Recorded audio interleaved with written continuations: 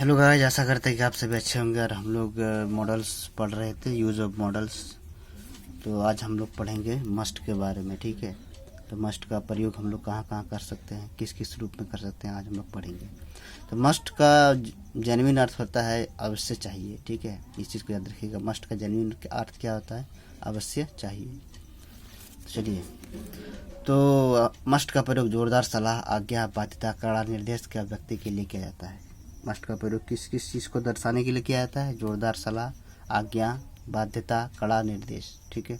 जैसे you must take medicine in time, तुम्हें अवश्य मेडिसिन लेना चाहिए समय में। तो यहाँ पर एक जोरदार सलाह दे रहे हैं उसको, तुमको अवश्य लेना चाहिए, तुमको जरूर लेना चाहिए मेडिसिन, समय पर जरूर लेना चाहिए। ये एक तरह से जोरदार सलाह है, ठीक है। एक तरह से उसको बाध्यता दिखा रहे हैं, एक तरह से उसको कड़ा निर्देश दे रहे हैं, एक तरह से उसको आज्ञा दे रहे हैं, ठीक है।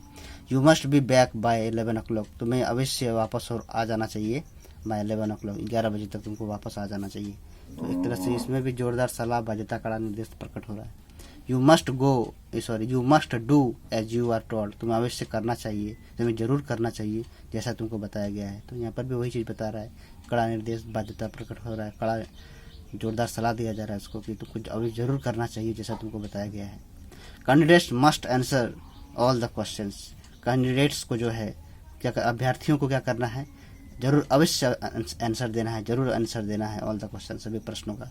तो यहाँ पर भी वही कड़ा निर्देश दे रहे हैं उसको, बच्चों को, अभ्यर्थियों को, ठीक है। दृढ़ संकल्प के लिए, स्ट्रांग डिटर्मिनेशन के लिए, ठीक है, या कर्तव्य के लिए या दायित्व के लिए हम लोग मस्ट का प्रयोग करते हैं। जैसे आई मस्ट गो, मुझे अवश्य जाना चाहिए, मुझे जरूर जाना चाहिए, ये दृढ़ संकल्प दिखा रहा है, मुझे जरूर जाना चाहिए।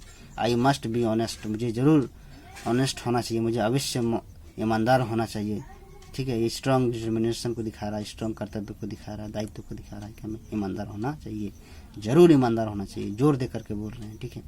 We must respect our elders, हमें अपने बड़ों का आदर जरूर करना चाहिए।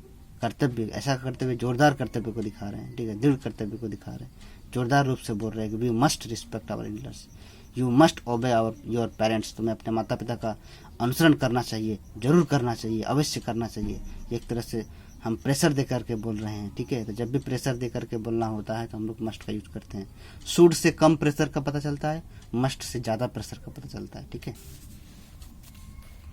पॉसिबिलिटी, संभावना को दिखाने के लिए, ठीक है, संभावना भी प्रेशर के साथ। ज़्यादा अगर संभावना है तब हम मस्ट का यूज करेंगे, कम संभावना है तो मे का यूज कर सकते हैं, ठीक है।